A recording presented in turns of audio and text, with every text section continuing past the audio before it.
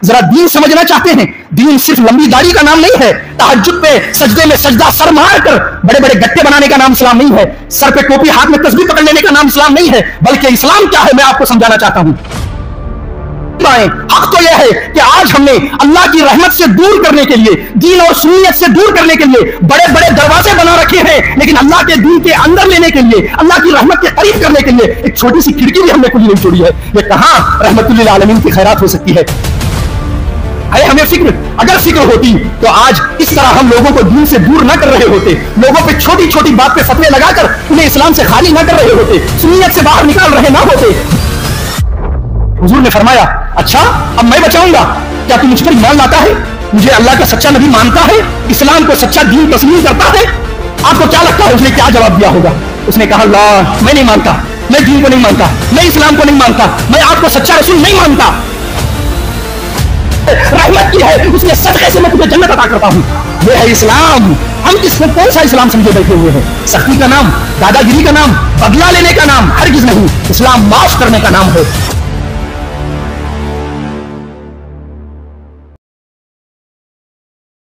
خطبہ مسنونہ کے بعد آج کی جمعۃ المبارک کے اس درس میں خطاب کے لیے جن مبارک کلمات کی تلاوت کرنے کا شرف حاصل کیا ہے، سورۃ النساء کی آیت نمبر 134 ہے۔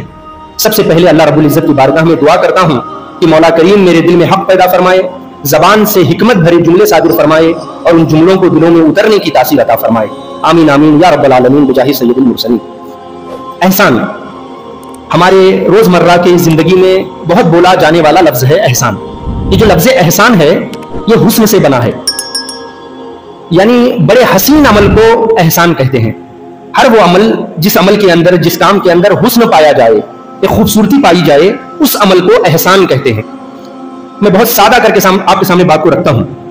ہر حسین عمل کو، خوبصورت عمل کو جو اللہ رسول کے نزدیک بڑا قابل قدر ہے، اس عمل کو احسان کہتے ہیں۔ احسان کی دو قسمیں ہیں، ایک احسان مال خلق، ایک احسان مال خالق۔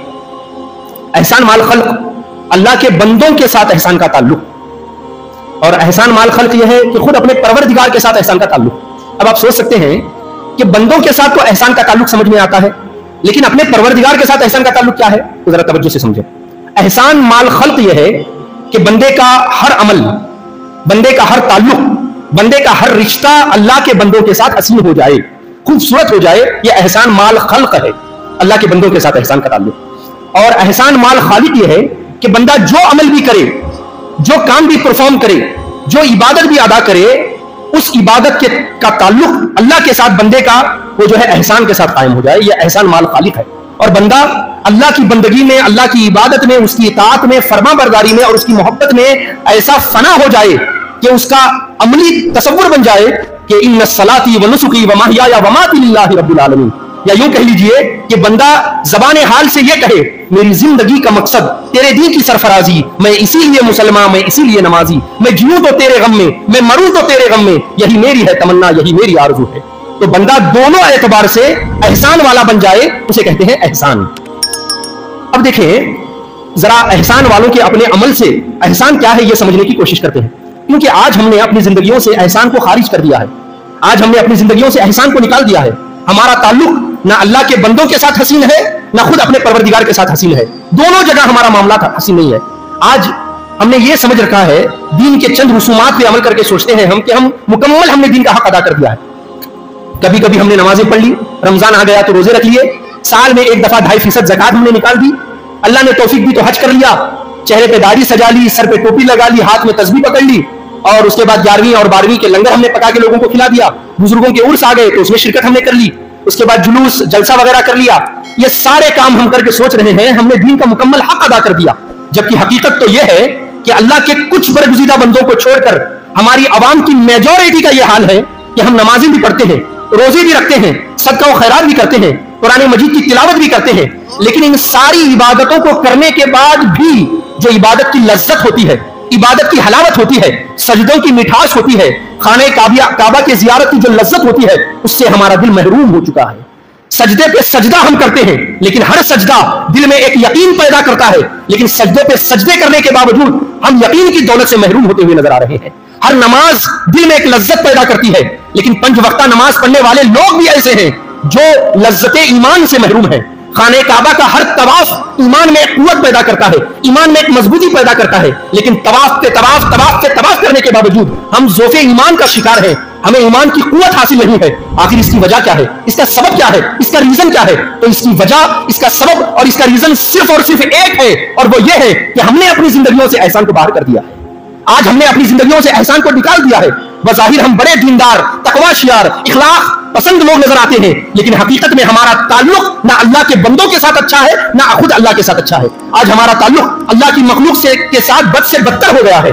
ہم لوگوں کے ساتھ معاملات نرمی پر نہیں کرتے بلکہ سختی پر کرتے ہیں، سخاوت پر نہیں کرتے بلکہ کنجوسی اور بخالت پر کرتے ہیں، نرمی اور بھائی چارگی پر نہیں کرتے بلکہ دشمنی اور عداوت پر کرتے ہیں۔ ہمارے معاملات اللہ کے بندوں کے ساتھ بگڑ چکے ہیں۔ ہم اپنے بھائیوں کے ساتھ ناراضگی سے پیش آتے ہیں، اپنے ماں باپ کو ناراض کرتے ہیں، اپنے پڑوسیوں کو تکلیف دیتے ہیں، اپنی بہنوں کا حق دبائے بیٹھے ہوئے ہیں، اور جو مظلوم ہیں ان پر ہم ظلم کرتے ہوئے چلے جا رہے ہیں، مجبوروں کی مجبوری کا فائدہ اٹھا رہے ہیں۔ اور حق تو یہ ہے کہ ہمارے معاملات اللہ کے بندوں کے ساتھ بہت خراب ہو چکے ہیں، جس کی وجہ سے ہمیں ایمان کی لذت حاصل نہیں ہو رہی ہے، عبادت کی مٹھاس اور اس کی حلاوت ہمارا دل محسوس نہیں کر پا رہا ہے۔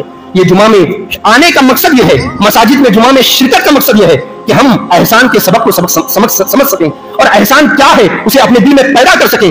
اللہ کی عزت کی قسم ہے، جس دن ہم نے اپنے دلوں میں احسان کو پیدا کر لیا، ایک چھوٹی سی چھوٹی عبادت بھی ہمارے دل میں مٹھاس پیدا کرتی ہوئی نظر آئے گی، ہمیں سجدوں کی چاشنی محسوس ہوتی ہوئی نظر آئے گی، ہمیں خانہ کعبہ کا طواف ایمان کو قوت دیتا ہوا نظر آئے گا، ہمیں روزے دل میں سکون پیدا کرتے ہوئے نظر آئیں گے۔ یہ کب ہوگا؟ جب ہمارا تعلق اللہ کے بندوں کے ساتھ حسین ہوتا چلا جائے گا، ہم اپنے معاملات اللہ کے بندوں کے ساتھ خوبصورت کر لیں گے، اچھے کر لیں گے، اور اللہ کی مخلوق پر رحم کرنے لگیں گے، تب اللہ رب العزت عبادت کی حلاوت، اس کی مٹھاس ہمارے دل میں پیدا فرماتا ہوا نظر آئے گا۔ آئیے ذرا احسان کرنے والے بندوں کے عمل سے احسان کیا ہے سمجھنے کی کوشش کرتے ہیں۔ حضرت حسن مجتبی رضی اللہ تعالیٰ عنہ ہیں۔ کون حسن مجتبی؟ حضرت مولا کائنات علی المرتضیٰ رضی اللہ تعالیٰ عنہ کے بڑے شہزادے حضرت حسن ہیں۔ آپ کے گھر میں کچھ مہمان آ جاتے ہیں، جب مہمان آئے تو حضرت حسن رضی اللہ تعالیٰ عنہ نے اپنی خادمہ کو حکم دیا کھانا تیار کرنے کا۔ چنانچہ خادمہ نے کھانا تیار کر لیا، اس کے بعد دسترخوان کو بچھا دیا گیا، دسترخوان لگ گیا۔ اب مہمان ہاتھ دھو کر اس پر کھانے کے لیے بیٹھ گئے۔ اب وہ خادمہ ہے، اندر سے کھانا پکا ہوا لاتی ہے، دسترخوان پہ رکھتی چلی جاتی ہے۔ ادھر پورے مہمان بیٹھے ہوئے ہیں۔ آخر میں وہ خادمہ ایک شوربے کا پیالہ لے کر، شوربے کا کٹورا لے کر دسترخوان کے قریب آتی ہے۔ جیسے ہی رکھنے والی ہوتی ہے، ڈس بیلنس ہو جاتی ہے، اس کا توازن بگڑ جاتا ہے اور سارا سالن دسترخوان پہ گر جاتا ہے، سارا سالن دسترخوان پہ آ جاتا ہے۔ جیسے ہی سارا سالن دسترخوان پہ گر جاتا ہے، حضرت حسن مجتبی رضی اللہ تعالیٰ عنہ کو جلال آتا ہے، اور آپ جلال سے خادمہ کی طرف دیکھتے ہیں، اور جیسے ہی خادمہ نے دیکھا کہ سرکار ناراض ہو گئے ہیں، سمجھ گئی کیونکہ ہم جیسے دنیا داروں کے گھر کی خادمہ نہیں تھی بلکہ جنتی جوانوں کے سردار کے گھر کی خادمہ تھی، فوراً سمجھ گئی کہ سرکار ناراض ہو گئے ہیں، تو فوراً اس نے قرآن مجید کی یہ آیت پاک پڑھی۔ اس نے کہا والکاظمین الغیظ، غصے کو پی جانے والے۔ جب حضرت حسن نے اللہ کا یہ فرمان سنا، اپنے محبوب کا فرمان سنا، اپنے پروردگار کا یہ فرمان سنا کہ رب فرماتا ہے غصے کو پی جانے والے، آپ نے فرمایا خادمہ جا، میں نے غصے کو پی لیا۔ اس نے پھر کہا والعافین عن الناس، اور لوگوں کو معاف کرنے والے۔ آپ نے مسکرا کر فرمایا خادمہ جا، میں نے تجھے تیری غلطی معاف بھی کر دی۔ وہ یہی نہیں رکی، اس نے آگے پڑھا واللہ یحب المحسنین، اللہ تو احسان کرنے والوں کو پسند فرماتا ہے۔ جیسے ہی اس نے یہ کہا کہ اللہ احسان کرنے والوں کو پسند فرماتا ہے، حضرت حسن پر ایک وجد کی کیفیت طاری ہو گئی، کیفیت میں آ گئے، بیٹھے ہوئے تھے، کھڑے ہو جائے، خادمہ سے کہا خادمہ سن، میں نے اپنے غصے کو پی بھی لیا اور تجھے اپنی غلطی سے معاف بھی کر دیا، اور احسان پر عمل کرتے ہوئے تجھے اپنی غلامی سے آزاد بھی کر دیا۔ یہ ہے احسان پر عمل کرنے والے۔ واقعہ صرف کانوں کی لذت کے لیے نہیں سنا رہا ہوں، اس لیے سنا رہا ہوں کہ ایسے معاملات روزمرہ کی زندگی میں ہمارے ساتھ بھی پیش آتے رہتے ہیں۔ ہمارے امپلائی، ہمارے نوکر، ہمارے پاس خدمت کرنے والوں سے بھی کبھی کوئی خطا ہو جاتی ہے، کبھی کوئی نقصان ہو جاتا ہے، ہمارے گھر کے خواتین سے، عورتوں کے ہاتھوں سے کبھی کھانے میں نمک زیادہ بھی ہو جاتا ہے۔ اس وقت احساس کرنے کی ضرورت ہے، اس وقت اپنا محاسبہ کرنے کی ضرورت ہے، اس وقت ہم اپنی خواتین کی، اپنے غلاموں کی، اپنے نوکروں کی، اپنے پاس خدمت گزاروں کی غلطی کو نظر انداز کرتے ہیں یا دروگا بن کر کے ان کا حساب لینے لگتے ہیں۔ اور آقا کریم علیہ الصلوۃ والسلام ارشاد فرماتے ہیں من لا یرحم لا یرحم لہ، جو بندہ اللہ کے بندوں پر رحم نہیں کرتا، عرش والا رب اس بندے پر رحم نہیں کرتا۔ تو یہ میں ان لوگوں کی کہانی سنا رہا ہوں جن کی صرف نماز خوبصورت نہیں تھی، جن کا صرف بیان خوبصورت نہیں تھا، جن کا درس حدیث اور درس قرآن حسین نہیں تھا، جن کی صرف تہجد حسین نہیں تھی، جن کی صرف تلاوت قرآن حسین نہیں تھی، بلکہ ان کے معاملات اللہ کے بندوں کے ساتھ یہ بھی بڑے حسین تھے، جو آج ہمارے بگڑ چکے ہیں، جو آج ہمارے خراب ہو چکے ہیں۔ آج ہم اللہ کے بندوں کے ساتھ اچھا سلوک نہیں کرتے، اچھے معاملات نہیں کرتے، جبکہ آقا کریم علیہ الصلوۃ والسلام نے ارشاد فرمایا جو بندہ اللہ کی مخلوق پر رحم نہیں کرتا، عرش والا رب اس بندے پر رحم نہیں کرتا۔ آج ذرا ہمارا اپنا جائزہ لیں، ہمارے دلوں میں اللہ کے بندوں کا کتنا خیال ہے، اللہ کے بندوں پر رحم کرنے کا کتنا جذبہ ہے۔ سلطان العارفین بایزید بستامی رحمۃ اللہ علیہ ہے، اتنا بڑا نام ہے سلطان العارفین بایزید بستامی رحمۃ اللہ علیہ، اپنے مریدوں کے ساتھ ایک دریا کا سفر کر رہے ہیں، کشتی میں سوار ہونے کے لیے جاتے ہیں، کشتی میں سوار ہوتے ہیں، جیسے ہی کشتی نکلنے والی تھی ایک مسخروں کی جماعت اس کشتی میں سوار ہو جاتی ہے۔ مسخرہ ہنسانے والے لوگوں کو کہتے ہیں، حلیہ بدل کر، چٹکلے سنا کر، جوکس سنا کر، الٹی سیدھی باتیں کر کے، فحش باتیں کر کے لوگوں کو ہنسانا ان کا کام ہوتا ہے۔ وہ پوری جماعت اس کشتی کے اندر سوار ہو گئی، جسے آج کی زبان میں کامیڈین آپ کہہ سکتے ہیں، ویسے لوگوں کی جماعت کشتی میں سوار ہوئی۔ جیسے ہی کشتی چلنے لگی ان لوگوں کا ادھم، ان لوگوں کی مستی شروع ہو گئی، وہ لوگ فحش باتیں کرنے لگے، لوگوں کو ستانے لگے، لوگوں کو چڑھانے لگے، کچھ نہ کچھ کرنے لگے۔ تو حضرت بایزید بستامی رحمۃ اللہ علیہ کے جو مریدین تھے وہ آپس میں بات کرنے لگے، اتنے بدبخت لوگ ہیں، نادان لوگ ہیں، اتنی بڑی شخصیت ہمارے درمیان موجود ہے، اتنے بڑے حضرت ہمارے درمیان ہیں، ان کو ذرا بھی لحاظ نہیں ہے، ذرا بھی احترام نہیں ہے۔ آپس میں بات کرنے لگے، کچھ دیر کے بعد موجیں بلند ہونے لگی، موجیں سمندر میں زیادہ ہونے لگی تو کشتی میں تلاطم آنے لگا، کشتی بہت زیادہ ہلنے لگی۔ اچانک بڑی تیزی کے ساتھ ایک موج آئی تو کشتی بہت زیادہ ہل گئی، تو جب بہت زیادہ ہلی تو حضرت سلطان العارفین بایزید بستامی کا توازن ذرا بگڑا اور ٹوپی زمین پہ گر گئی۔ اس زمانے میں اور آج بھی صوفیہ اکرام جو ہوتے ہیں وہ زیادہ تر بال کو گھٹائے ہوتے ہیں، سر پہ بال نہیں رکھتے، وہ حلق کروائے ہوتے ہیں۔ تو جیسے ہی کشتی بہت زیادہ ہلی تو بایزید بستامی رحمۃ اللہ علیہ کی ٹوپی سر سے گر گئی زمین پہ، جب گری تو سر ننگا ہو گیا۔ تو ایک مسخرہ دوڑ کر حضرت کے پاس آیا اور آپ کے سر پر ہاتھ پھیرنے لگا اور تفریح بجانے لگا۔ مریدوں کو بڑا غصہ آیا کہ اتنا گستاخ، اتنا بے ادب، اتنی عظیم شخصیت کے سر پہ ہاتھ مارتا ہے۔ لوگ مارنے کے لیے دوڑے، پھر لوگوں نے دور کر دیا، تو آپس میں بات کرنے لگے اور سارے مرید سلطان العارفین بایزید بستامی کی خدمت میں چلے آئے۔ عرض کیا حضور ان بدبختوں کے لیے بد دعا کر دیجئے کہ اللہ انہیں غارت کر دیں گے، تباہ کر دے۔ آپ نے فرمایا اچھا چلو ایک کام کرو، تم ہاتھ اٹھاؤ، میں اللہ سے عرض کرتا ہوں تم آمین کہنا۔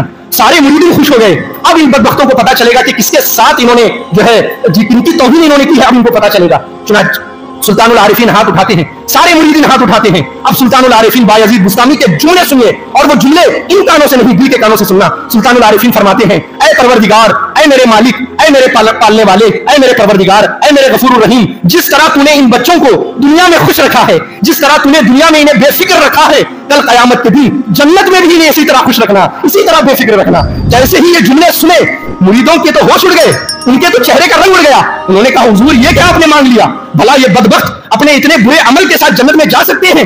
کس طرح یہ جنت میں جائیں گے؟ آپ نے اس کے لیے دعا کر دی۔ سلطان العارفین بایزید بستامی نے ایک ٹھنڈی آہ بھری، فرمایا میں بھی اچھی طرح جانتا ہوں اللہ کے بندو، یہ ان اعمال کے ساتھ تو جنت میں نہیں جا سکتے، ان کو جنت میں جانے کے لیے پہلے اللہ نے توفیق دینا پڑے گا، اس کے بعد ان کے اعمال سدھرنے پڑیں گے، تب کہیں یہ جنت میں جائیں گے۔ جب میں نے ان کی بد دعا کے لیے اللہ کی بارگاہ میں ہاتھ اٹھایا، میرے ضمیر نے مجھ سے اندر سے کہا کہ بایزید جب اللہ کی بارگاہ میں مانگ ہی رہا ہے، جب اللہ کی بارگاہ میں ہاتھ اٹھا ہی رہا ہے اور تیرا پروردگار تیری دعا سنتا ہی ہے، تو اے بایزید ان کی ہلاکت کی بجائے ہدایت کی دعا کیوں نہیں کرتا، ان کو راستے پہ لانے کی دعا کیوں نہیں کرتا؟ اس لیے میں نے دعا کی۔ پھر دنیا نے اپنی ماتھے کی نگاہوں سے دیکھا کہ جو لوگ کشتی پہ سوار ہوتے وقت بدبخت تھے، جہنمی تھے، بدبخت تھے، وہ کشتی سے اترنے سے پہلے پہلے جنتی ہو گئے، اللہ کے محبوب ہو گئے۔ اب میں آپ سے پوچھنا چاہتا ہوں، آخر اتنی جلدی، اتنے کم وقت میں اتنا بڑا انقلاب کیسے آیا؟ اتنی بڑی تبدیلی کیسے آئی؟ تو صرف اور صرف ایک اللہ والے کی محبت کی وجہ سے آئی، اللہ والے کی، اللہ کے بندوں پر رحمت کی وجہ سے آئی۔ اب ذرا ہم اپنا جائزہ لیں۔ آج ہم اپنے آپ کو، میں اپنی بات کرتا ہوں، نائب رسول کہتے ہیں، نائب رسول کہتے ہیں، نائب نبی کہتے ہیں۔ ہے ہمارے اندر اتنا اچھا اخلاق ہے؟ ہمیں فکر کہ اللہ کے بندوں کو اللہ کے دین کے قریب کیا جائے، لوگوں کو سنیت کے قریب کیا جائے، اللہ کی رحمت کے قریب کیا جائے، مصطفیٰ جان رحمت کے شفاعت کے قریب کیا جائے۔ ہے ہمیں فکر؟ اگر فکر ہوتی تو آج اس طرح ہم لوگوں کو دین سے دور نہ کر رہے ہوتے، لوگوں پہ چھوٹی چھوٹی بات پہ فتوے لگا کر انہیں اسلام سے خالی نہ کر رہے ہوتے، سنیت سے باہر نکال رہے نہ ہوتے، بلکہ ہم لوگوں کو سنیت میں داخل ہونے کا کام کرتے۔ سنیت کیا ہے؟ اللہ اور اس کے رسول کی رحمت کا نام، اللہ اور اس کے رسول کی نعمتوں کا نام سنیت ہے۔ ہمیں فکر ہوتی، ہمیں اس بات کی طلب ہوتی کہ کس طرح لوگ اللہ اور اس کے رسول کے دین کے قریب آئیں، ان کی رحمت کے قریب آئیں۔ حق تو یہ ہے کہ آج ہم نے اللہ کی رحمت سے دور کرنے کے لیے، دین اور سنیت سے دور کرنے کے لیے بڑے بڑے دروازے بنا رکھے ہیں، لیکن اللہ کے دین کے اندر لینے کے لیے، اللہ کی رحمت کے قریب کرنے کے لیے ایک چھوٹی سی کھڑکی بھی ہم نے کھلی نہیں چھوڑی ہے۔ یہ کہاں رحمت للعالمین کی خیرات ہو سکتی ہے اور کہاں یہ نائب رسول کا کام ہو سکتا ہے؟ رسول کا کام دیکھنا چاہتے ہیں؟ ذرا حدیث پاک میں دیکھیے، آقا نعمت صلی اللہ علیہ وسلم ہیں، ایک جہاد سے، ایک جنگ سے واپس آ رہے ہیں، بہت تھکے ہوئے ہیں، سارے نوجوان اور سارے مجاہدین اسلام بھی تھکے ہوئے ہیں۔ حضور صلی اللہ علیہ وسلم نے حکم دیا کہ اسی جنگل میں تھوڑی دیر آرام کرتے ہیں، سوتے ہیں۔ اس کے بعد ہم لوگ اپنے سفر پہ آگے بڑھیں گے۔ چنانچہ سارے لوگ سو گئے اور خود آقا نعمت صلی اللہ علیہ وسلم نے بھی اپنی تلوار نکالی اور جس درخت کے نیچے آپ سو رہے تھے اسی کی ٹہنی کو اپنی تلوار لٹکا دی اور وہیں سو گئے۔ جو نگرانی کے لیے لوگ تھے وہ بھی تھکے ہوئے تھے، ان کو بھی آنکھ لگ گئی۔ سارا اسلامی قافلہ سو رہا ہے، حضور بھی سو رہے ہیں، حضور کے جانثار بھی سو رہے ہیں، کوئی جگ نہیں رہا۔ اتنے میں ایک کفار و مشرکین میں سے ایک شخص آیا۔ جیسے ہی وہ آیا اس نے حضور کو دیکھ لیا، حضور پر اس کی نظر پڑی، اس نے کہا یہ تو بڑا اچھا موقع ہے، سارا عرب جسے مارنا چاہتا ہے آج وہ نہتا سو رہا ہے، میرے لیے بہت اچھا موقع ہے، اگر میں ماروں گا تو پورے عرب کی تاریخ میں میرا نام لیا جائے گا کہ اس نے محمد صلی اللہ علیہ وسلم کو مارا تھا۔ یہ سوچ کر اس نے فوراً حضور کی تلوار نکال لی۔ جیسے ہی تلوار نکالی، توجہ سے سننا، حضور بیدار ہوئے اور اٹھ کے بیٹھ گئے۔ اس نے تلوار حضور کی طرف کی اور کہا میں یمنعک منی، اے محمد صلی اللہ علیہ وسلم اب آپ کو مجھ سے کون بچائے گا؟ کہا اب آپ کو مجھ سے کون بچائے گا؟ سب سو رہے ہیں، میرے ہاتھ میں تلوار ہے، آپ نہتے ہیں اور تلوار آپ کے گردن پہ ہے، اب آپ کو مجھ سے کون بچائے گا؟ حضور نے ایک آنکھ بند کی اور ایک آہ سانس لی اور فرمایا اللہ۔ یہ اللہ میں اتنا پاور تھا کیونکہ نذرانہ لے کے اللہ کہنا الگ ہوتا ہے اور دین کے لیے اللہ کہنا الگ ہوتا ہے۔ اسی لیے علامہ اقبال نے کہا تھا الفاظ اور معنی میں تفاوت نہیں لیکن ملا کی اذا اور ہے مجاہد کی اذا اور۔ ملا جو اللہ کہتا ہے، ملا جو اللہ اکبر کہتا ہے وہ نذرانہ لے کے کہتا ہے، اور مجاہد جو اللہ اکبر کہتا ہے وہ اپنا گھر بار حتیٰ کہ اپنی جان کو لٹا کر اللہ اکبر کہتا ہے۔ تو دونوں کے اللہ اکبر میں بہت بڑا فرق ہے۔ تو حضور نے فرمایا، اس شخص نے کہا میں یمنعک منی محمد صلی اللہ علیہ وسلم، آپ کو مجھ سے کون بچائے گا؟ حضور نے فرمایا اللہ۔ اس اللہ میں اتنا پاور تھا ایسا لگتا ہے جیسے آئٹم بم گر گیا ہو، اس کے بدن پہ لرزہ طاری ہو گیا، وہ کانپنے لگا، تلوار ہاتھ سے گر گئی، زمین پہ پڑ گئی۔ حضور نے وہ تلوار اٹھائی، اس کے گردن پہ رکھی اور فرمایا میں یمنعک منی، اب تو بتا مجھ سے تجھے کون بچائے گا؟ اب وہ حضور کا منہ دیکھنے لگا، وہ تو اللہ کو مانتا نہیں تھا کہ اللہ کا نام لیتا۔ اس نے کہا حضور آپ ہی مجھے بچائیں گے، مجھے تو آپ ہی بچائیں گے۔ اب توجہ سے سننے کے جملے ہیں۔ حضور نے فرمایا اچھا اب میں بچاؤں گا، کیا تو مجھ پر ایمان لاتا ہے؟ مجھے اللہ کا سچا نبی مانتا ہے؟ اسلام کو سچا دین تسلیم کرتا ہے؟ آپ کو کیا لگتا ہے اس نے کیا جواب دیا ہوگا؟ اس نے کہا اللہ میں نہیں مانتا، میں دین کو نہیں مانتا، میں اسلام کو نہیں مانتا، میں آپ کو سچا رسول نہیں مانتا۔ اگر ہم اس جگہ پر ہوتے تو کیا کرتے؟ ذرا دل پہ ہاتھ رکھ کر کے بتائیے۔ ہم ہوتے اور تیزی سے اس کا گلا اس کے تن سے جدا کر دیتے۔ کیوں؟ مرتے وقت بھی ہمیں بڑا نہیں مانتا، مرتے وقت بھی ہمیں صدر اور متولی نہیں مانتا، مرتے ہوئے بھی ہمیں ٹھیکیدار نہیں مانتا، یہ کہہ کر ہم اس کا سر تن سے جدا کر دیتے۔ لیکن حضور کی سیرت دیکھیے، حضور کی رحمت دیکھیے، حضور فرماتے ہیں میں یمنعک منی، تجھے مجھ سے کون بچائے گا؟ اس نے کہا مجھے تو آپ ہی بچائیں گے۔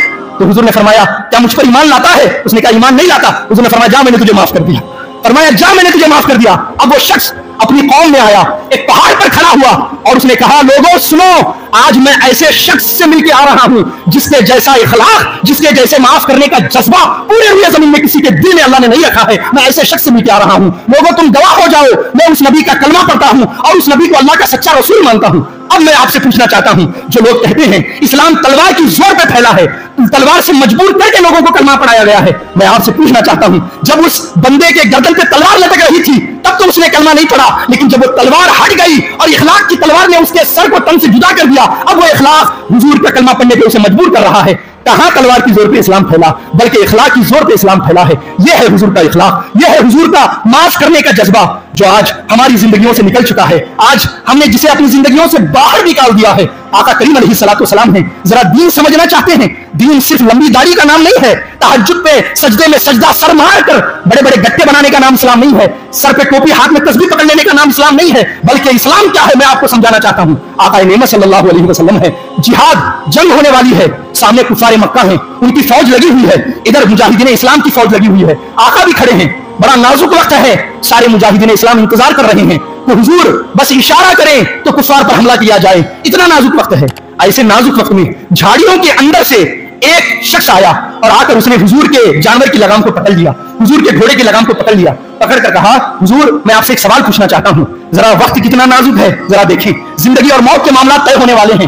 ایسے نازک وقت میں اس شخص نے کہا حضور میں آپ سے ایک سوال پوچھنا چاہتا ہوں۔ حضور نے فرمایا پوچھو کیا سوال ہے؟ اس نے کہا حضور یہ بتائیے جو دین آپ لے کر آئے ہیں وہ دین کیا ہے؟ جو دین آپ اللہ کے یہاں سے لے کے آئے ہیں وہ دین کیا ہے؟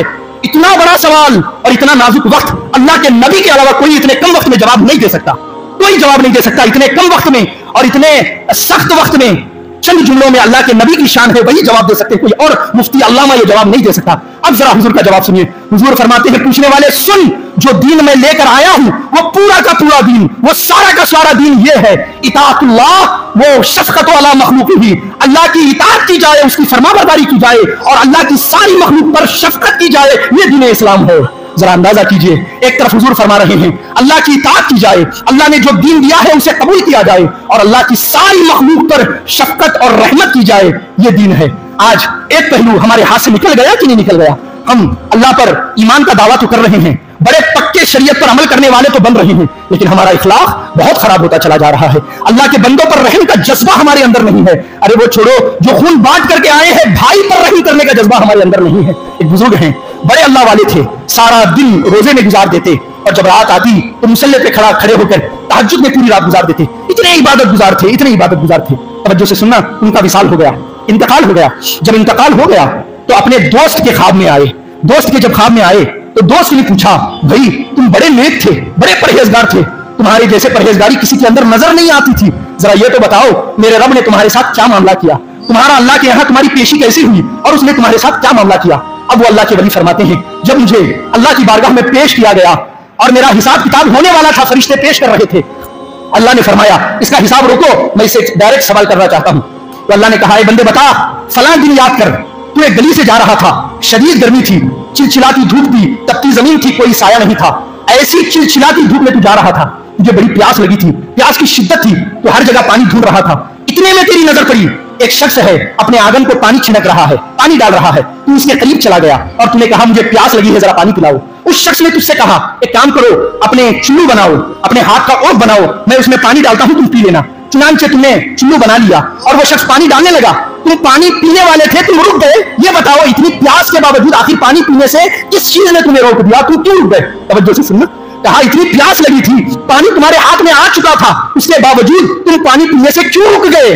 अब वो अल्लाह के वली जवाब देते हैं, मौला तू अलीम बिज़ातिस सुदूर है, दिलों में पैदा होने वाले हालात को भी तू जानता है। मौला तू जानता है, जब मैं पानी पीने वाला था, मुझे प्यास की बड़ी शिद्दत थी, जैसे ही मैंने पानी पीने के लिए अपना मुंह चुल्लू के करीब किया, मैंने देखा एक मक्खी आ गई और वो आकर पानी पीने लगी। मैंने सोचा अगर मैं पानी पीने के लिए सर झुकाता हूं तो मक्खी उड़ जाएगी। मैंने सोचा पहले वो मक्खी पानी पी ले, उसके बाद मैं पीऊंगा। वो अल्लाह के वली फरमाते हैं, ये जवाब देने के बाद अल्लाह ने मेरी नमाज के बारे में सवाल ही नहीं किया, अल्लाह ने मेरे सदका और खैरात के बारे में सवाल ही नहीं किया, अल्लाह ने मेरे परहेजगारी के बारे में सवाल ही नहीं किया, बल्कि फरमाया बंदे जा, तूने मेरी एक अदना सी मखलूक पर शफकत की है, रहमत की है, उसके सदके से मैं तुझे जन्नत अता करता हूं।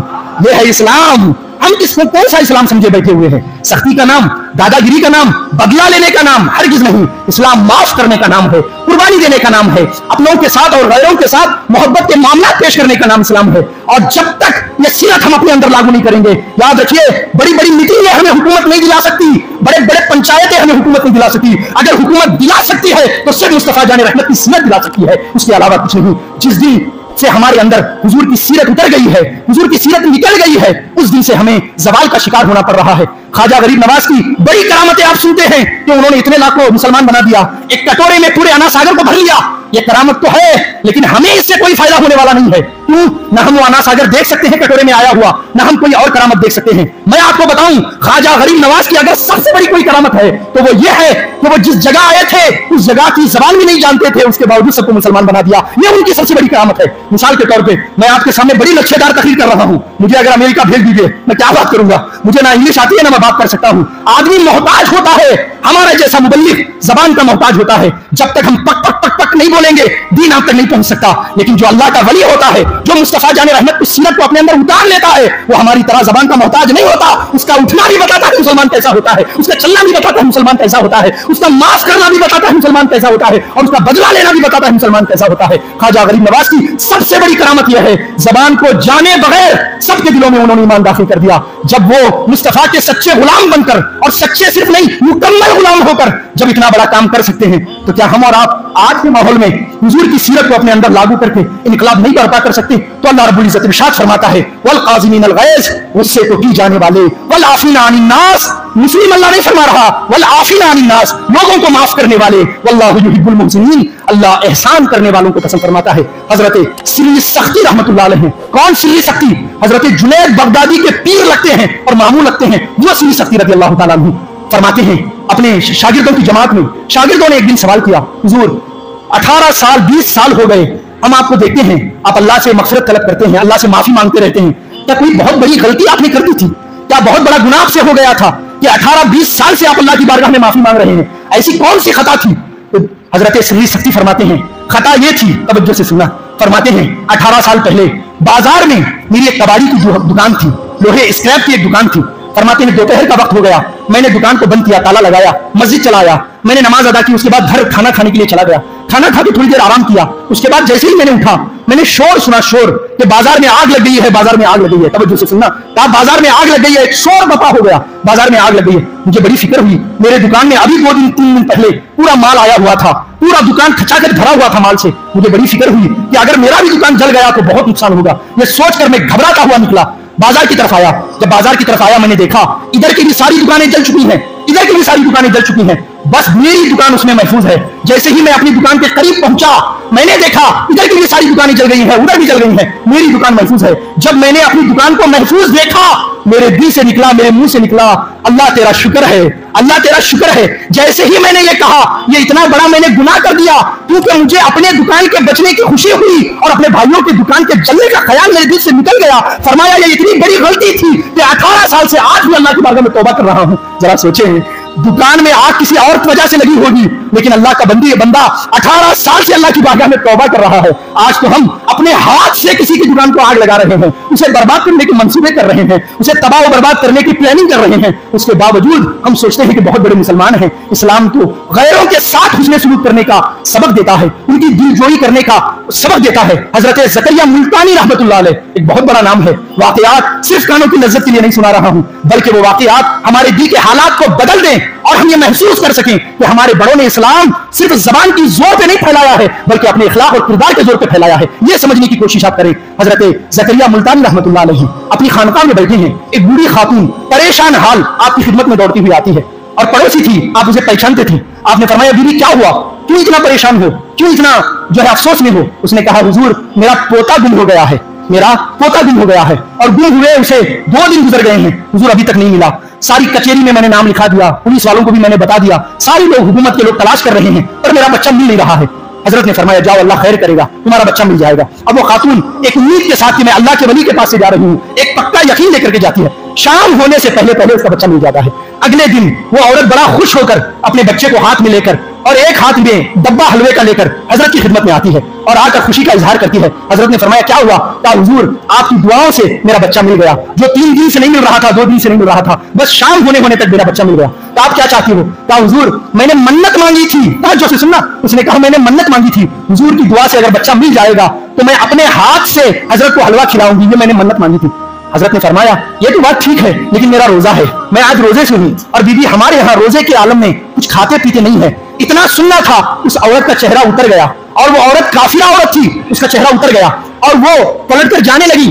حضرت زکریا ملتانی نے اس جانے والی عورت کو آواز دیا، واپس بلا لیا اور کہا بیوی ایک کام کرو اپنی منت پوری کر لو۔ جیسے ہی کہا اپنی منت پوری کر لو وہ عورت دوبارہ خوش ہو گئی، اس نے ڈبہ کھولا، حلوہ نکالا اور حضرت کے منہ میں ڈالا اور وہ چلی گئی۔ جیسے ہی گئے سارے مریدین آ کر کھڑے ہو گئے، حضور یہ کیا کر دیا آپ نے؟ ایک کافرہ عورت کے لیے آپ نے اپنا روزہ توڑ دیا، یہ کیا آپ نے کر دیا؟ حضرت نے ٹھنڈی آبری کہا اللہ کے بندو ذرا صبر کرو، جواب دیتا ہوں۔ فرمایا یہ میرا نفلی روزہ تھا اور مجھے پتا ہے کہ اگر نفلی روزہ توڑا جائے تو اس کی قضا کیسے ادا کرنا ہے، میں جانتا ہوں۔ نفلی روزہ جب ٹوٹتا ہے تو اس کی قضا میں ایک روزہ رکھنا پڑتا ہے، میں جانتا ہوں روزے کی قضا کیا ہے، لیکن میں یہ نہیں جانتا جب کسی انسان کا دل ٹوٹتا ہے اسے کس طرح دوبارہ منانا پڑتا ہے، یہ میں نہیں جانتا۔ اس لیے میں نے اس چیز کو تو قبول کر دیا جو میرے اختیار میں تھا اور میں اس چیز کے کرنے سے بچ گیا جس کا مجھے علم نہیں ہے۔ یہ اللہ والے لوگ تھے، یہ اللہ والے لوگ تھے، اپنی عبادت کو پیچھے اللہ کی مخلوق کے دل کو خوش کرنے کا زیادہ خیال رکھتے تھے اور اس دین کے ہم لوگ ماننے والے ہیں، اس دین پر ہم چلنے والے ہیں۔ اور جب تک یہ چیزیں ہم اپنی زندگیوں میں لاگو نہیں کریں گے